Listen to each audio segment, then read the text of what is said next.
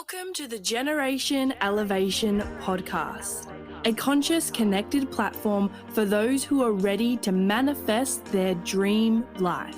I'm your host, Elise Riley, a former PT, now motivational speaker, igniting empowerment and transformation all across the globe.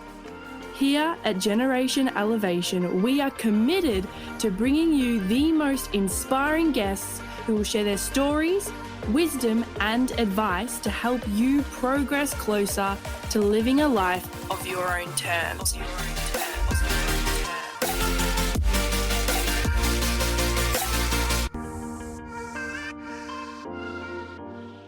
Welcome back, fam, to another episode of Generation Elevation podcast.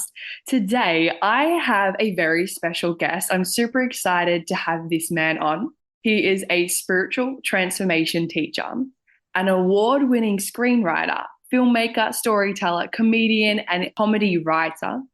Jamie works in the realm of divine energetics, divine embodiment, and divine union. He helps people embody their own inner divine union to step into their God frequency within themselves. He helps men and women all across the world embody their God frequency and break karmic ancestral patterns to step into their divine holy power.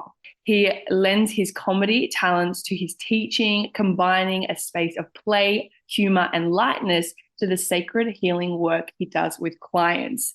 Now, with Jamie, I really resonated with his teachings online. Like I was explaining to him before that it's about healing and becoming the best version of yourself, but also knowing that this journey doesn't have to be heavy and dark. It actually gets to be a space of play and fun, which is what I really resonated with. And I'm super excited to have him on today. So with that said, Jamie, how are you? Welcome to the Generation Elevation podcast. Elise, thank you so much for having me on. I love that introduction. Just reading off my fucking life story there, basically. Yes, I love it. Yeah, but I'm so excited to be here and, dive into all things divine union, relationships, spiritual initiations, whatever the divine energy sort of feels. So thank you so much for having me on. It is my absolute pleasure. And I know that my audience, the listeners today, are going to absolutely love like what you do and your teachings. I think like I was explaining as well before that I haven't really had someone come on to my show and speak about conscious relating before. So I'm really excited to dive into the juiciness of this topic. Well, let's fucking do it, Elise. I'm super excited. So let's dive in and get into Let's go. Unpack everything.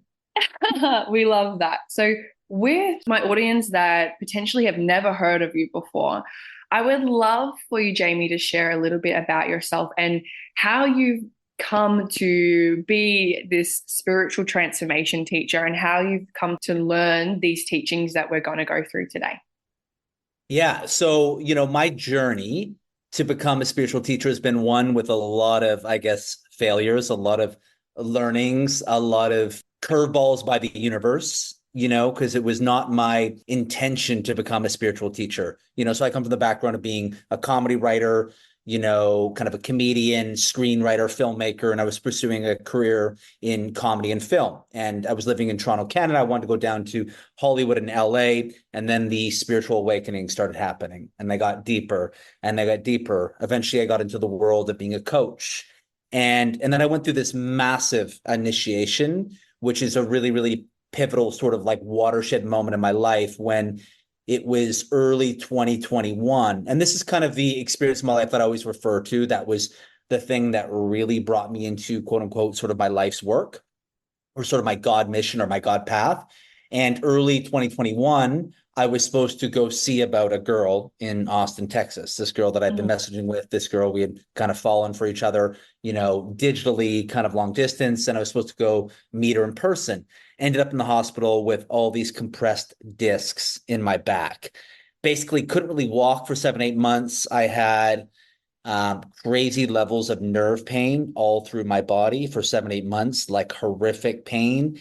And I basically went on this 3-year kind of shamanic journey, this quote unquote spiritual journey where I kind of went through hell, but I basically was brought into this whole other sort of realm or orbit. And the reason why I referenced this experience was I basically had to teach this to myself. I basically, I had people that I worked with, kind of different healers that helped me and helped my body, but I didn't learn it from a book.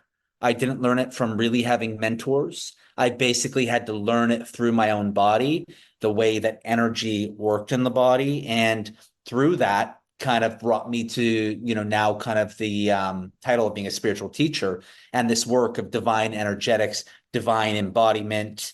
Also through that time, I went through a very karmic spiritual relationship, which I had to learn all these crazy different lessons because relationships are a massive catalyst for growth and transformation. And this whole experience basically brought me into this work that I now teach with my clients. And I think some of the stuff that we're probably going to talk about today. So it's been a crazy, messy, completely imperfect path that's brought me here. Mm-hmm. And I love that you share this because I know that there'll be listeners resonating with that sort of part of their life as well, where I truly believe that those moments that break us down break you open. And like I always reference that the world needs people to be open because that is how we connect, that is how we relate, and that is how we grow. And yeah, I think that there's always those moments in life where it's like the feathers, the brick, or the bus where you keep getting these Right. signs and we can push it away and we like ignore them. Then we get hit in the head with a brick and go, oh, that hurt. But then it's like really when you get metaphorically hit by that bus that makes you stop and really just reflect on your life and where you want it to go. I think that's, yeah, what initiates us into that highest being of who we are. Completely. Like I think we wish that it would be this beautiful thing where God just whispered in my ear and was like, "Come on, Jamie, you're now a divine being." And it was this beautiful, where God dripped fucking honey all over my body, and I just was cleansed and became this godly figure. But God has to punch you in the dick or punch you in the yoni. You have to get fucked right up. So I would say God's got to punch you in the dick before he jumps on your dick. And so you wish it was this clean process, but usually that's where we have to get to that point. We have to be broken down to a point where we have no other choice but to change. We have no other point. We have no other choice but to transform. And I think with these initiations in particular, like, a lot of times it's like illness, injury, a massive breakup, a massive divorce.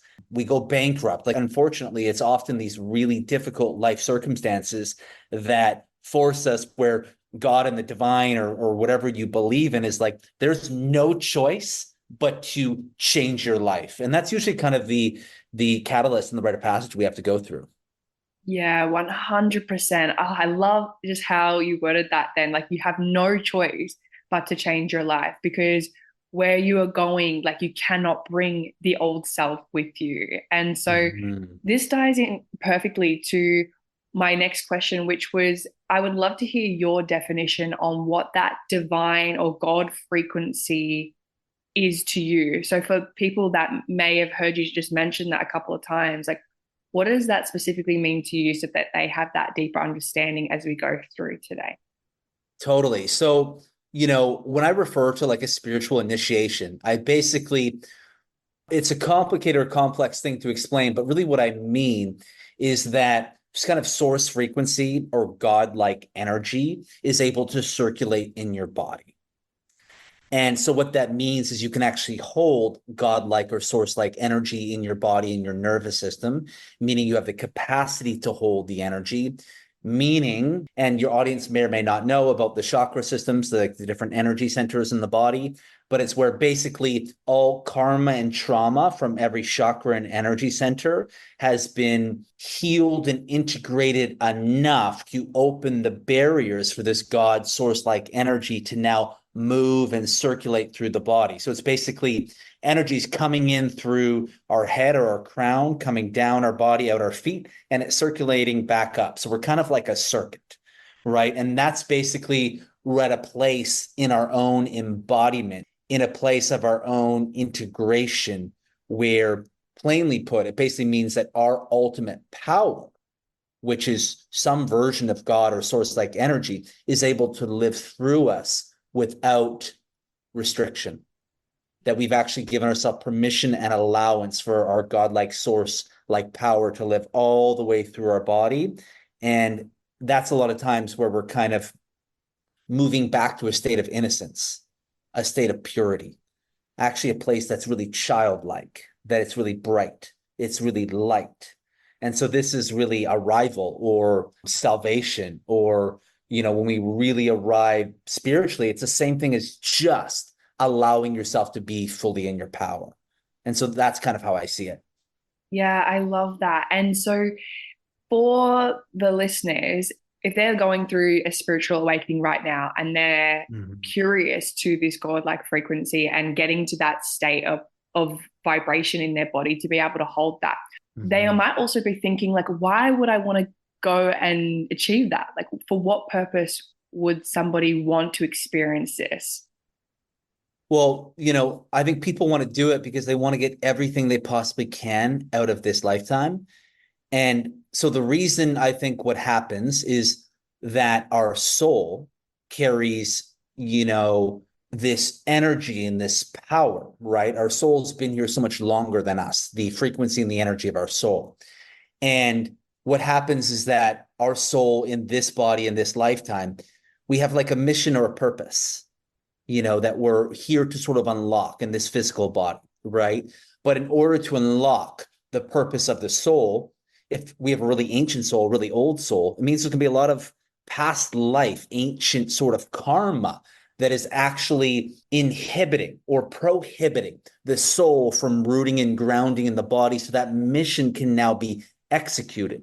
So basically, I would say, why do people want to go through this is because they feel they have a soul's calling they can't ignore, and that they get to a point for whatever reason, maybe it's their healing journey where they do enough work on themselves, or they get curious enough, or enough sort of difficult circumstances happen to them where they have to go deeper and deeper and deeper to meet themselves, where they don't have a choice. And eventually what happens in this process is we don't have a choice, and God actually takes over. And God's like, you've done enough, and your body gets the message and the cue. And now it's time to take you all the way. And so it's really about, if we feel our soul has a mission in conjunction with the various circumstances that happen in our life in this lifetime, that kind of awaken and open our soul to its full power and fruition. Beautifully said. And you mentioned as well, like this karmic ancestral pattern. So for me personally, I want to ask this question just from the perspective of the listeners, because some people may not have heard what this actually means. And some people may not even potentially believe in past life with their faith, right? And their religion. So I'd love to hear your perspective on what this means, and then potentially how trauma from those karmic cycles and patterns can play out, what that looks like playing out in today's world or in your life today. Totally. Yeah. So, ancestral energy and past life sort of karma and energy, right, are two really, really big things that I would say are part of the picture when we go through what I call like a spiritual initiation, which I actually think is different than a spiritual awakening. I actually think they're two different things. That we have a few different spiritual awakenings that are usually in the lead up to the big initiation. But so basically past life energy is, that our soul's ancient, right? So the way I look at it is people who are spiritual or people who believe in spirituality are usually people with an old soul. There's usually a correlation with people who are spiritual and people with old or ancient souls. So that means that your soul has been here for a really, really long time. And so that means that your soul has gone through many, many different lifetimes in other bodies and other forms. And what that can do is, depending on, maybe in a past life we could have, and this, for me, when I went through my initiation, one of my past lives that really came up was I was really repressed in a past life. And I had different spiritual teachers confirm that to me. You were really repressed in a past life. And in this lifetime, you've made a decision to come all the way into your desires, to ask for everything that you've ever wanted. And so I was working with this past life where I was really, really repressed, which ultimately means that the soul was buried. The soul couldn't, come away. And particularly people who have a lot of different spiritual gifts, right? In a past life that could have been condemned for these powers, or their voice could have been taken away. And so it's all just to do with the age, the ancientness of our soul, and just the different sort of lifetimes and physical forms that could have carried out in the soul. And as we come into our power, it's about our power or the frequency of our soul living in our body. And so we have to deal with many aspects of those past lives that as we come into our body. And the thing is, we don't even have to know what they are. We don't even have to know what these past lives are. We just have to know that we're working through barriers. It's all just energy. Karma's energy, right? And when it comes to ancestral energy, we come from a long lineage, right?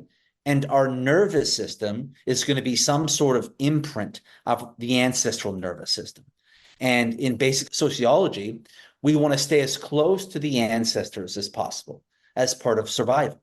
And so to move away from that template, that sort of lineage template, right? And what happens is karma just gets passed down. It gets passed down the way that the maternal ancestors related to the paternal ancestors, different masculine, feminine dynamics that have kind of gone through centuries through the lineage. That actually gets played out in our physical body between how the left side of our body reacts to the right side of our body. And so all of this gets played out in our body. And so when we really are someone who comes awake, we have to essentially heal. We become this sort of disruptor to heal all the ancestral karma of the lineages in our physical body. And, just different karma is just, patterns of sexual abuse, patterns of not being able to be in our power and not having a voice. It could be the feminine, that the feminine in the maternal lineage, was never able to have a voice. And so there's massive sort of karma and trauma in the throat chakra, right? And all these things play out in our body. And so this sort of process of becoming divine or becoming godlike is healing massive layers of this karma that hasn't allowed us to essentially just fully be free in this lifetime. Oh, I love this so much. Yeah, you've Mm-hmm. explained that beautifully. And I'd really love to, from here, delve into masculine and feminine energetics, because this is something you Mm-hmm. just mentioned, right? And this is something that a lot of people ask me about. However, I feel that you are someone that knows a lot more about this than I do. And I think we are able to explain it in a way that will really land for the listeners. Mm-hmm. So, in short, what would you define masculine and feminine energetics? What is the difference between that? And then how does that show up in a day-to-day example that people can relate to? Yeah. So, I mean, masculine, feminine energy is everything, right? And us as human beings, we're all constructed of both masculine and feminine energy. And we all have different variations, different proportions of masculine, feminine energy. I would also say that, based off different trauma that we experience, different sort of karma that we go through, there's going to be layers and layers of both our masculine and feminine energy that are kind of buried, that we haven't really been able to access because of this whole thing where we've been repressed, or our voice has been taken away, or we haven't been able to open our bodies, or it hasn't been safe to express ourselves, or we haven't felt like we're free, right? And so the kind of the stat or whatever, and this is through the David Data books, David Data would talk about this, but 80% of men would define as having a core masculine essence, and 80% of women would define as having a core feminine essence. Still means that you're going to have variations of the two, but it means that your core being is masculine or feminine. And then 10%, it's going to be the opposite. So 10% of women would have a core masculine essence, and then the other 10% would be kind of a split or a balance where it's really, really even between the two. And so the majority of men and women will have kind of a dominant masculine or feminine essence, right? And so that basically just means what your spirit, what your soul is fulfilled by in this lifetime, right? So say we have a masculine essence, to put it very sort of basically and generally, it's about purpose. It's about linear construction of time. It's about from A to B to C to D to E to F. How do we get shit done? How do we make things happen? For example, the patriarchy, this, very capitalist society is very sort of masculine energy dominant, right? Because it's very A, B, C, D, like the timetable of how work goes from 9 to 5. It's very sort of masculine energy. It's very linear time, like time's like even, like this, right? It just kind of keeps going. And so on a day-to-day, and say you're in a relationship, for example, what would a very basic example of masculine energy would be the one who's making the decisions. We're going to do this, then we're going to do this, then we're going to do this, then we're going to do that. We're going to eat here at this time. We're going to go on vacation here. We're going to stay here. So it's on a very basic, it's planning, making decisions, right? That would be a very basic sort of example of masculine energy. And so the feminine is all about love and relationships and moving at a space of, time is non-linear, right? Time is not like A to B, C to D. We're in a space of wonder. We're in a space of awe. We're in a space of the unknown. We're in a space where we're really being receptive to flow, ease, to source, to God energy. We're being playful. We're engaging in creativity where there's no kind of concept of, this time to that time. And so it's really playing in the unknown, right? And so that would, relationally, it would be really bringing this love and this radiance, really bringing this warmth, really bringing this bright sort of life energy into the relationship. So it's like the masculine energy is like A, B, C, D, making decisions so that the feminine is able to be in sort of this love and this radiance and able to move and be in her body and not kind of be bogged down by sort of the, concept of linear time. And so that's kind of like a basic sort of explanation of them, where the feminine would be all about receptivity, would be about receiving, surrender, kind of opening, whereas the masculine energy is all about direction, penetration. The masculine energy is all about opening spaces. Like I call the divine masculine is like the sacred spear, and the divine masculine like opens spaces, opens, right? The masculine opens spaces with truth, with integrity. And the feminine just brings the love and the radiance and this warm energy that infuses everything with light and love. And so that's basically to kind of start from square one with how I would talk about sort of those energies is probably where I'd begin. Very beautiful. And to make clear, masculine and feminine, that doesn't just mean like male, Right. female, right? Like what Yeah. would it look like in a same-sex relationship or like a transgender situation? Like what would that look like in those scenarios? Yeah. So there's almost always two opposing poles in a relationship, completely irregardless of, being male or female, in like a straight couple relationship, right? So it's not even contingent on that, but it's basically there's going to be two poles. There's going to be someone who's more in their masculine and someone who's going to be more in their feminine. And it's just like the energetics, right? Because we always want to find a reciprocal pole, right? Not everyone, but the majority, right? Some people have more balanced relationships where it's not really a relationship of polarity, but typically those relationships, there's not as much desire. There's not as much sexual desire. So polarity is very much contingent with desire because there's two poles, which creates sexual attraction, right? When you have kind of two opposing poles, that's where desire and sexual attraction is formed. And when you don't have kind of two opposing poles in a relationship, then it becomes much more of like a neutral relationship, which totally works for some people. But I think probably what happens to a lot of relationships is that happens totally unconsciously and not by their own design. And oftentimes it's because people are actually disconnected from their core essence energy, or they're either disconnected or they haven't fully allowed themselves or given themselves permission to fully inhabit that sort of core essence energy in a really, really primal fucking way. Oh, okay. I've got some really cool questions now from Of what you've course. just said. So I know there'll be people listening to this and resonating hardcore. And I wanted to go into now like some of the potential things that could come up in relationships Mhm. and how what's going on with like the masculine and feminine energies in these spaces. So for example, right, I have definitely experienced myself, but I know so many like clients, so many listeners, people out there that have experienced where their pattern is, or maybe their true core essence is to, as a woman, to be feminine.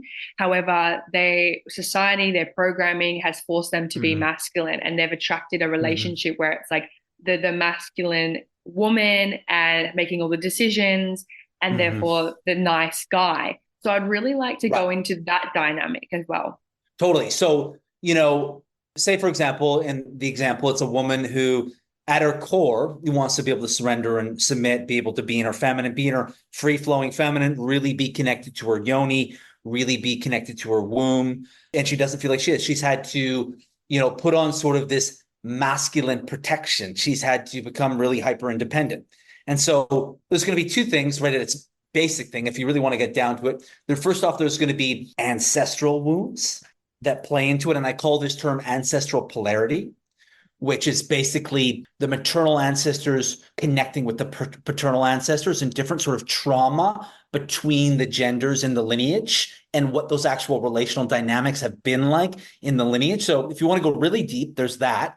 If you want to deal with more of your lifetime, it's going to be relationship to mom, relationship to dad. So probably a woman who's independent, probably, would have had either two things: emotionally unavailable dad, who she didn't have that close connection with, where she wasn't able to submit to her dad.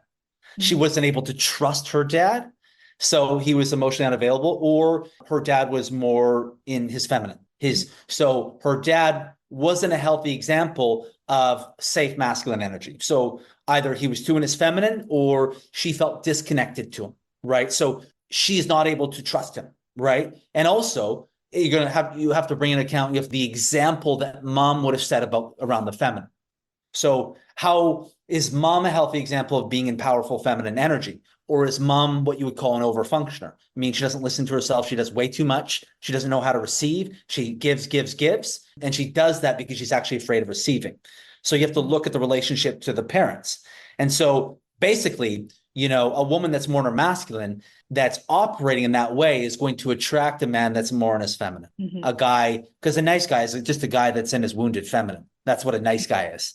A nice Yeah. guy is highly agreeable, which doesn't really know how to fuck you properly. He's not going to give you fucking multiple orgasms. He's in his wounded feminine energy. And there goes the dance of two people who aren't in their natural source essence, or aren't sort of occupying the pole which they wish to be in.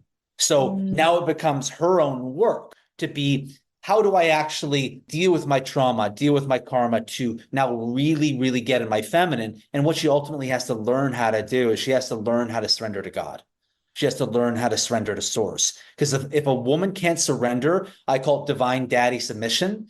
And if she can't surrender to God, if she can't surrender to source, she's never going to fucking be able to surrender to a man. Mm.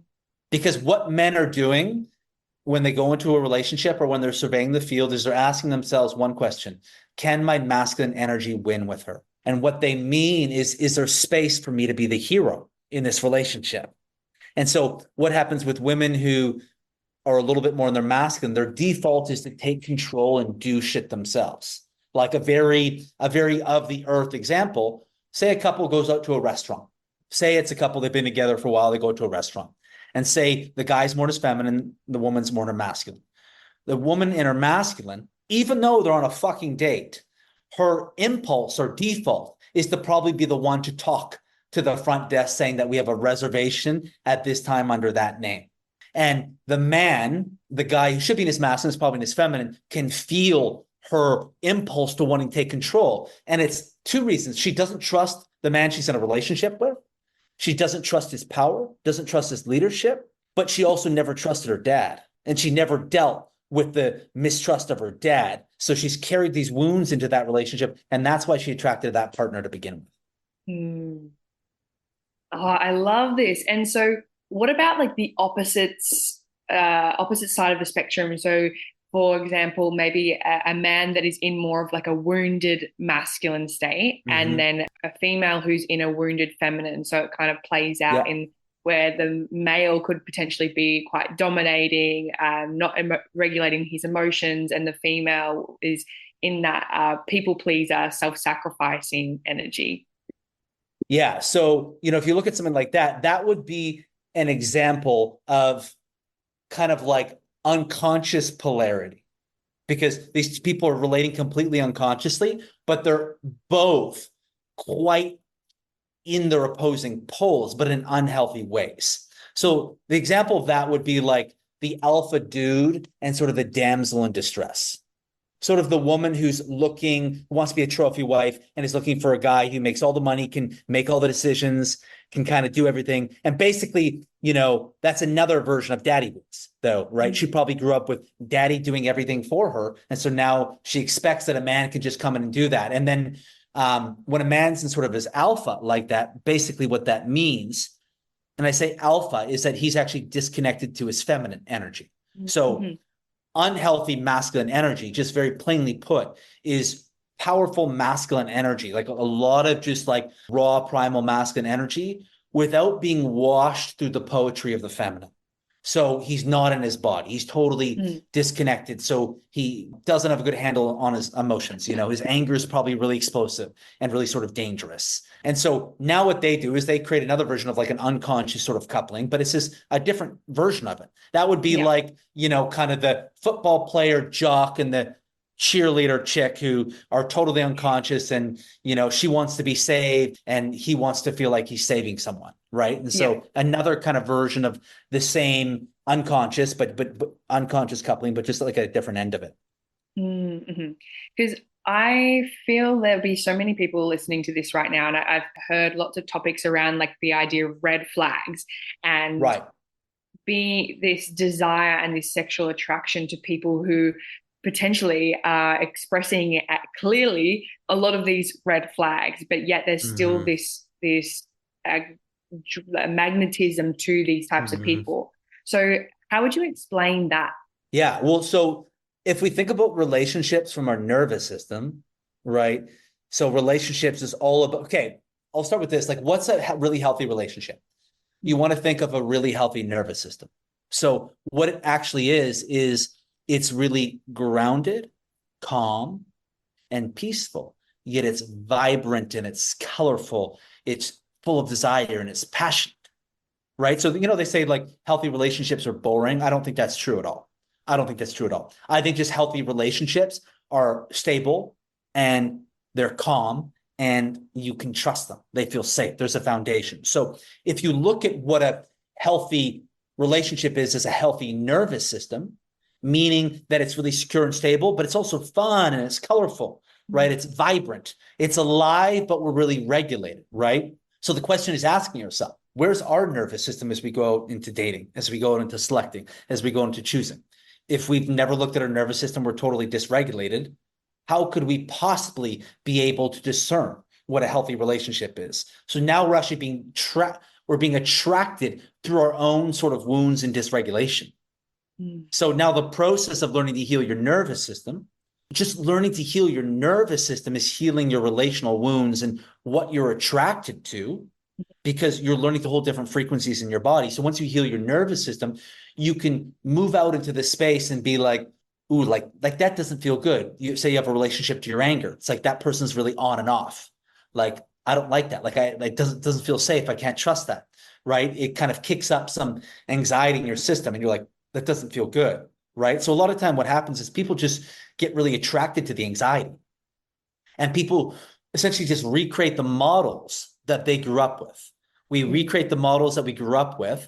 And when we find situations where relational dynamics, where the models are recreated, it's like, whoa, like I'm so drawn and attracted to that, because we're being drawn to the dysregulation of our system. So simply put, if we heal our nervous system, then we're healing what we're attracted to. And so doing that work to really work with your nervous system and to look at sort of these patterns and look at these templates that we grow up with, and really moving into your natural source essence, right? If you're a man if you're a man with a masculine essence, but you've been in your feminine, really doing the work to get into your masculine, and vice versa for a woman. So that's what I kind of say to that.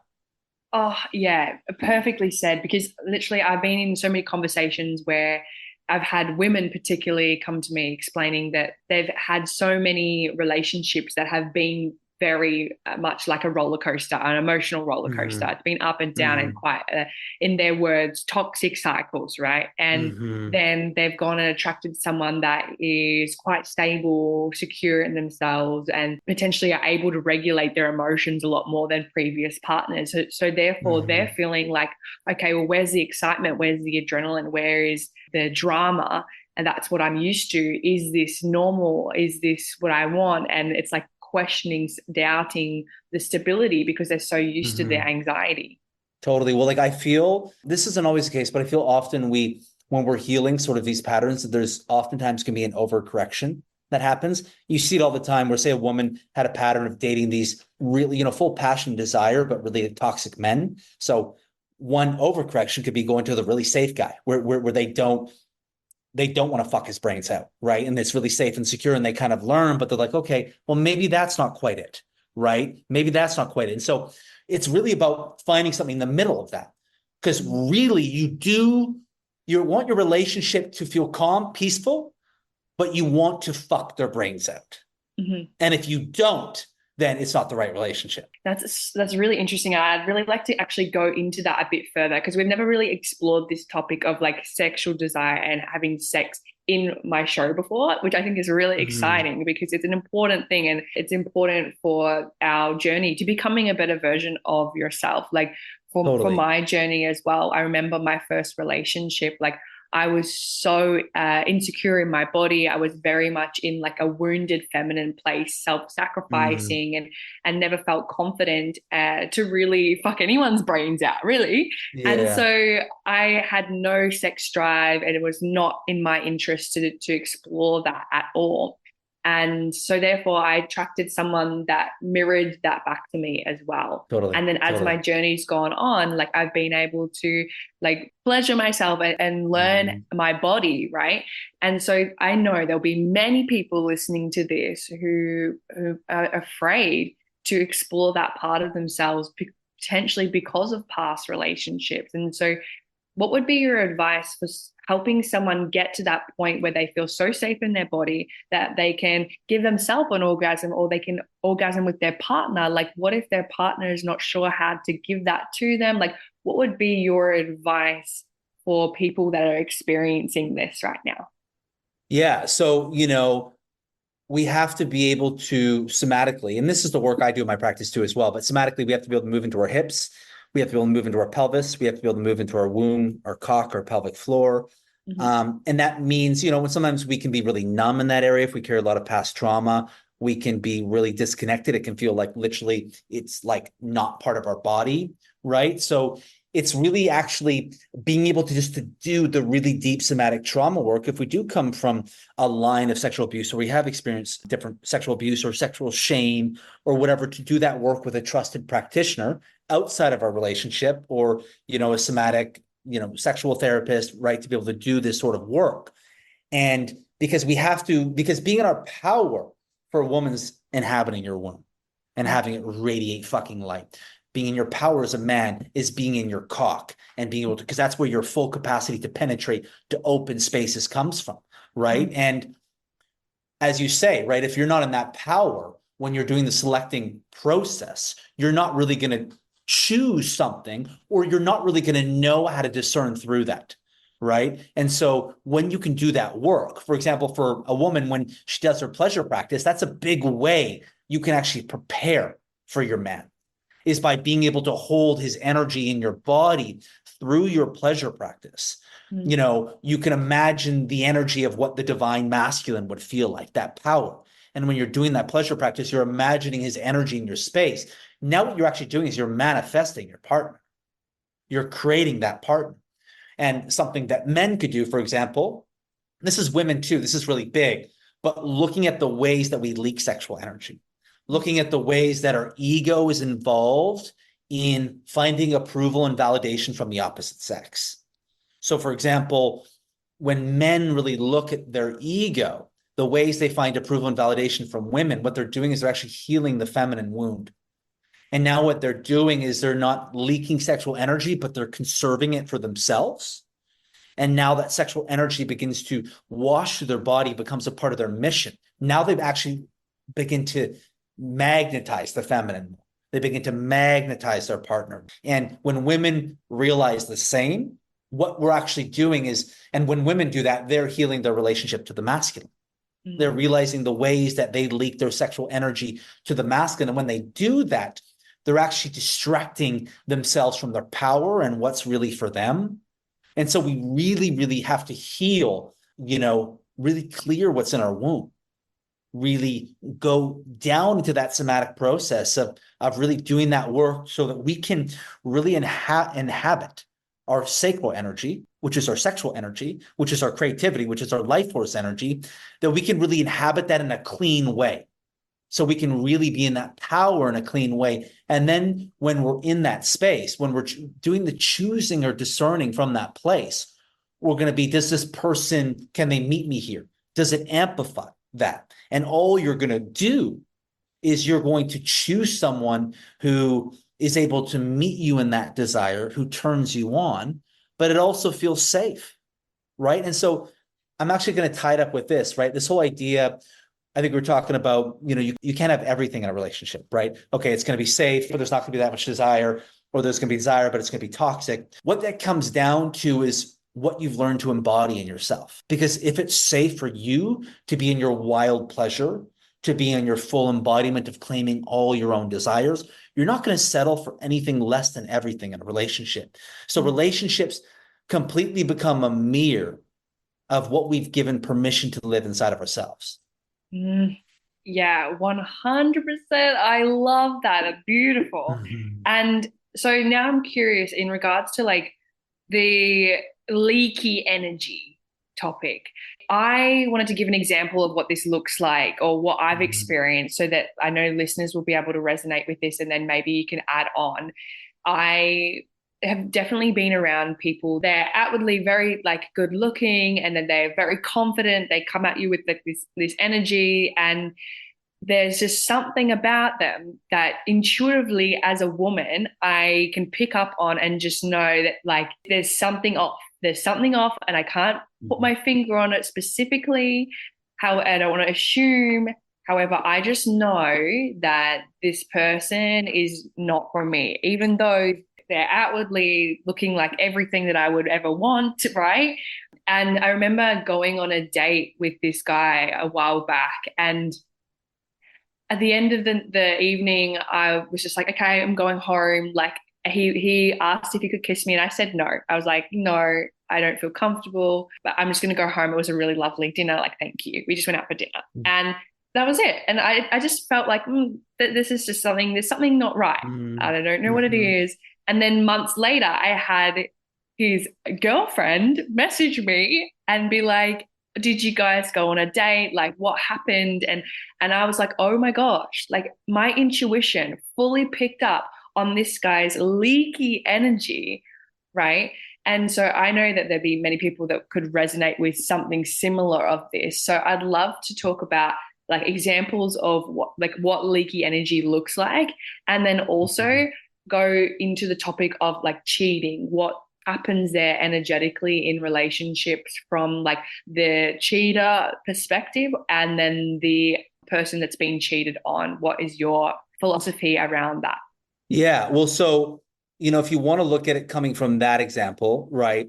And I'll put this really bluntly, with men who leak sexual energy, it's because a part of their cock still belongs to their mom.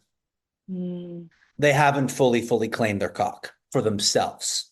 And so what leaky sexual energy is for men is it's a wound with the feminine. It's mommy shit. It's where they essentially are, their heart is guarded and protected to their own mother.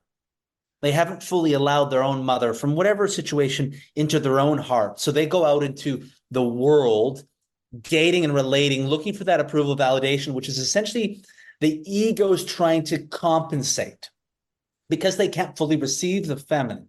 This becomes sort of the compensation or sort of the way around that they try to find that love in quotations is through the ego's validation and approval. So essentially they get something without having to be vulnerable, right? The ego gets something. And so what's happening is it's playing out the wounds with mom. The ego is playing out wounds with mom.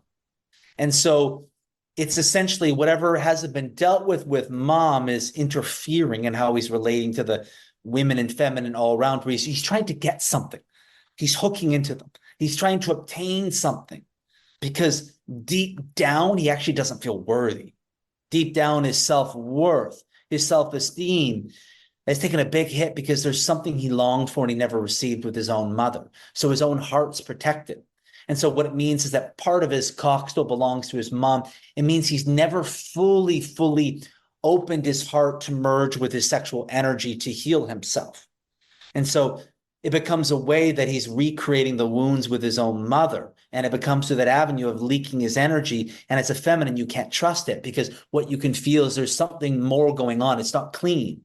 You can't trust him. You can't trust his intentions because it's a dirty exchange, because there's wounding that's interfering, right? And so what that guy has to do is he has to deal with all his wounds to the feminine. He has to deal with his mom stuff through fully descending into his feminine energy.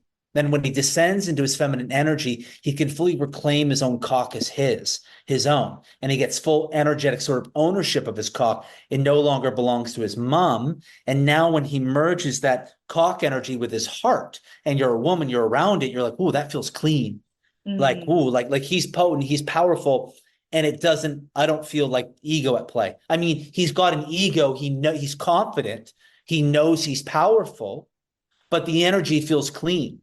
It's not this dirty exchange. And when the energy gets clean, now it can start to become the vibration of God. Yeah. It can start to become the vibration of source. And so leaky sexual energy with men is mommy wounds that are being replayed out with the feminine. And it's actually because he doesn't trust women. So he doesn't trust women to fully let him in, which is why he chooses women that fully can't meet him.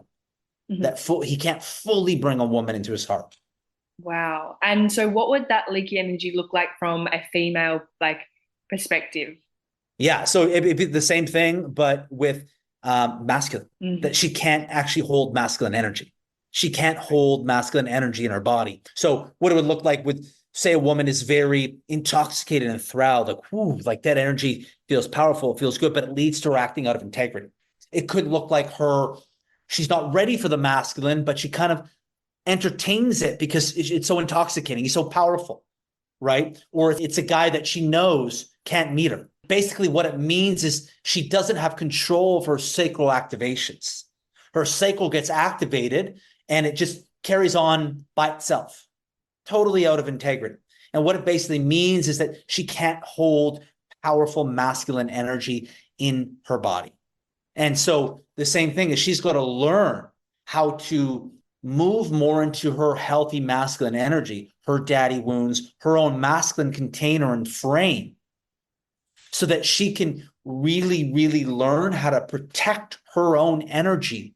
And so now when she feels powerful masculine energy, she can actually hold it in her body, because that masculine energy she feels is a gift, but you're abusing the gift or you're extracting. If your ego is getting involved and there's something you get from that energy, like, oh, like he's interested in me, or like you're trying to extract from that energy because you're replaying your wounds with the masculine in your own life. You're replaying the wounds with your own father, right? So you're pulling from a big wound where you actually can't be trusted. The feminine can't be trusted because she can't hold that energy. So she's not reliable. She's not dependable. She's unsafe. Her energy is very sort of off and on, in and out. She's very avoidant. And so it's just sort of the inverse of what it is for men. And both men and women constantly leak sexual energy. We want to get to a place where our sacral energy can merge in connection with the heart and the crown, which basically means that our heart, our open sort of hearted connection can merge with the power of our sacral and with the higher integrity of source, of the divine, that higher level of integrity that we can stay connected to that, even through like a sacral activation.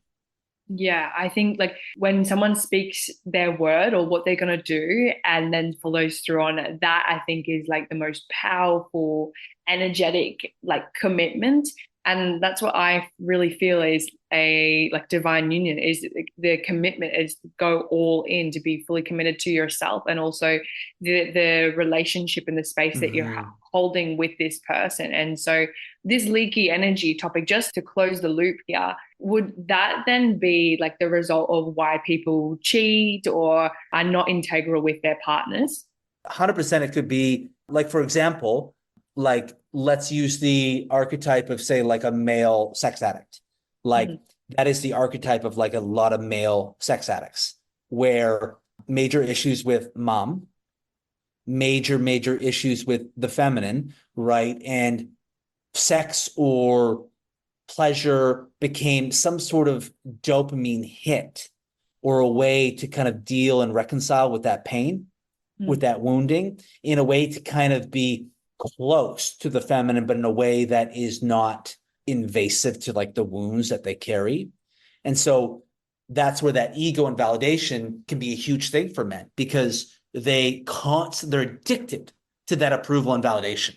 That it's not even that, nothing is enough, right? Because they're constantly on the need for that approval and validation. So leaky sexual energy can completely become a reason why people will be unfaithful, and even just not even actually following through with anything, but that their energy is moving out the container. Mm. So when you think of like a divine union or like a sacred union, it's where the container is so clean. It's where the container is so clean that it feels holy. So it's two people that have really dealt with all leaky sexual energy. So they've dealt with sort of, the woman's dealt with her masculine wounds and the man's dealt with his feminine wounds. They've dealt with, or they're actively working with the traumas, right? Because sexual trauma can be something that can be really healed in a relationship, right? They can be really healed with our partner. And so it's two people who are really committed to making the container as strong, durable, and clean as possible.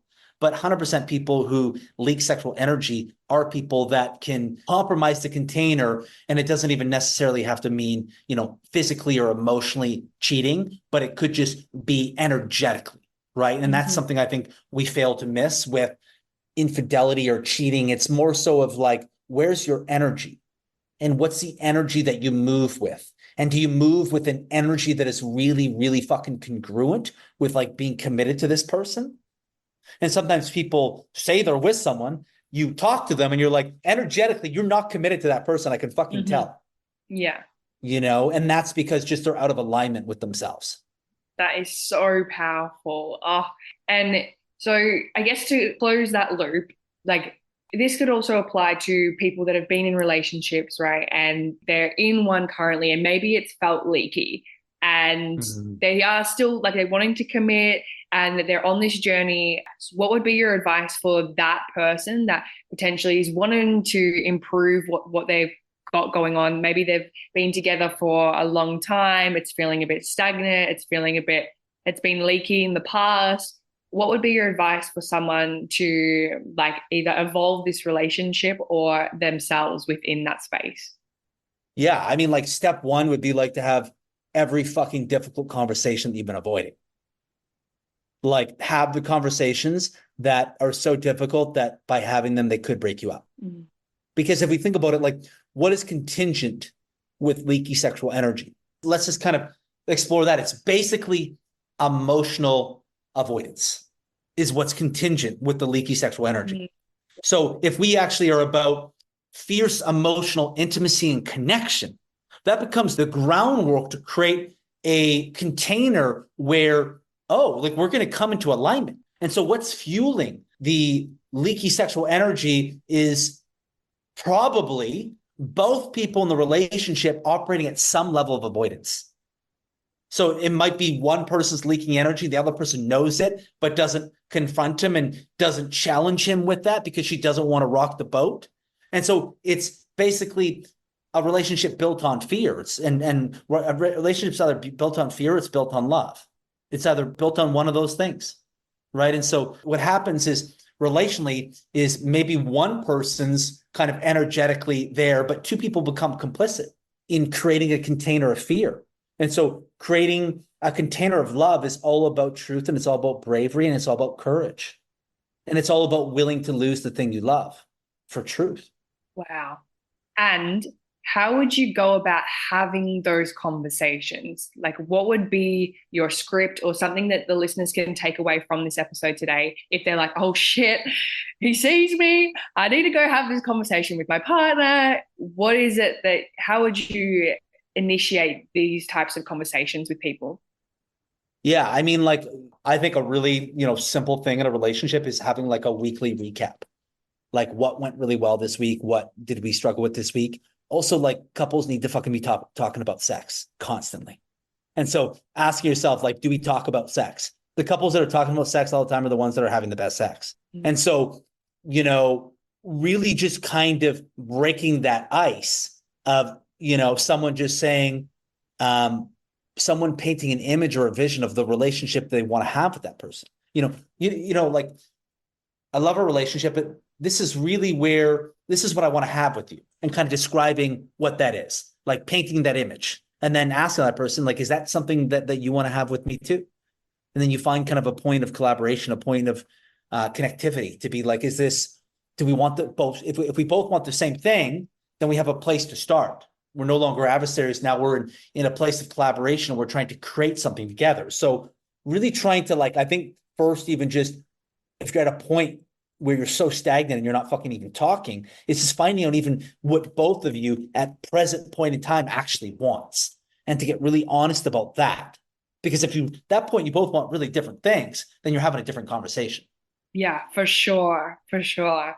And I guess I want to be mindful of your time as well today, Jamie. And we spoke a lot about like the somatics and getting into your body and regulating your nervous system. So I think I wanted to just ask one last question in regards to this and give the listeners some practical like tools that they can use so that they can regulate their nervous system so that they can have these conversations from like this calmer, peaceful state. Because obviously, it's a lot of energy to show up and really fully speak your truth if you have not been used to that.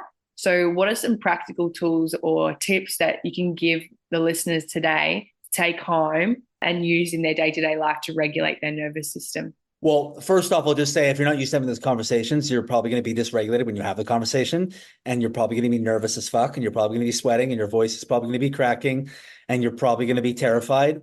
And that's probably just what's going to happen. But, kind of leading up to that, a lot of people find, and I'm not going to say this is what I do because I don't do this, but what is helpful for a lot of people is even just journaling to figure out what the fuck do I even feel?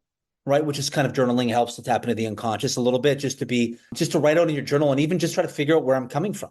You know what I mean? Also, like, really choosing a time that is really good for the both of you. Don't have these conversations when you're at a time when you're really at max capacity and you've had a crazy week and you're already dysregulated. Find, probably a better time would be like at the end of a weekend when you've had a couple days to kind of recharge. So make sure you're in a space where you have some internal space, you have some capacity.